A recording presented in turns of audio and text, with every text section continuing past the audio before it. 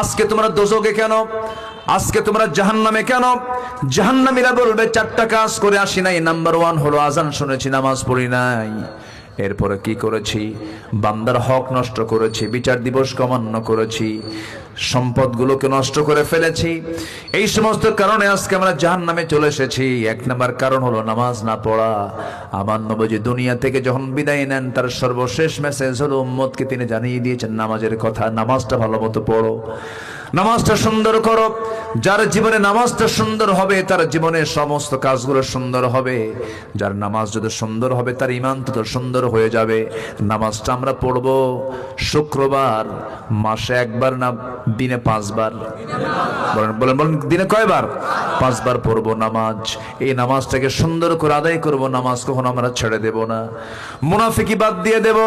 মুনাফিকি থাকবে যার, কোন ইবাদত আল্লাহর দরবারে কবুল হবে না। মুনাফিকের পক্ষে কোনো দোয়া করলেও সেই দোয়া আল্লাহ রাব্বুল আলামিন কবুল করবেন না। আমার নবীর জীবদ্দশায় একজন মুনাফিক দুনিয়া থেকে বিদায় নিয়ে নিল। সেই মুনাফিকের ছেলে ছিলেন সাহাবী, খুব পছন্দের সাহাবী আমার নবীজির। রাসূলের কাছে এসে বলছেন, হুজুর আমার আব্বাজান মুনাফিক ছিল, সে দুনিয়া থেকে বিদায় নিয়েছে। আমি জানি সে ভালো মানুষ না, কিন্তু আমার তো বাপ হয় হুজুর, দয়া করে আমার বাবাকে যেন আল্লাহ মাফ করে দেন। সেই জন্য আমি আপনার কাছে একটা আর্জি নিয়ে আসছি। কি?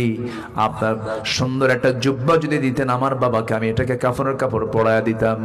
আমার নবীজির দিল ছিল নরম। রাসূল নিজের একটা জুব্বা বের করে দিলেন, জুব্বা পরায়া দিয়া কিছুক্ষণ পরে সে বলছে, ইয়া রাসূলুল্লাহি, আমার বাবার জন্য আপনার কাছে আমি এসেছি। আমি জানি আমার বাপ মুনাফিক ছিল, কিন্তু আমার তো বাপ হয়। আপনি যদি আমার বাবার জানাজা পড়ায় দিতেন খুব খুশি হতাম। ঠিক আছে, যাও, আমি যাব। সাহাবী তো তার দয়া মায়া হলো, তিনি চলে গেলেন জানাজায়। মুনাফিকের জানাজায় রাসূল দাঁড়ালেন। এমন সময় পিছন দিকে ওমর ফারুক রাদিয়াল্লাহু আনহু পিছন দিক থেকে টানতেছেন বারবার, আর বলছেন, হুজুর আপনি মুনাফিকের জানাজায় আসলেন কেমনে? এটা কেমন করে হলো? রাসূল বলছেন, ওমর আমাকে বাধা দিও না।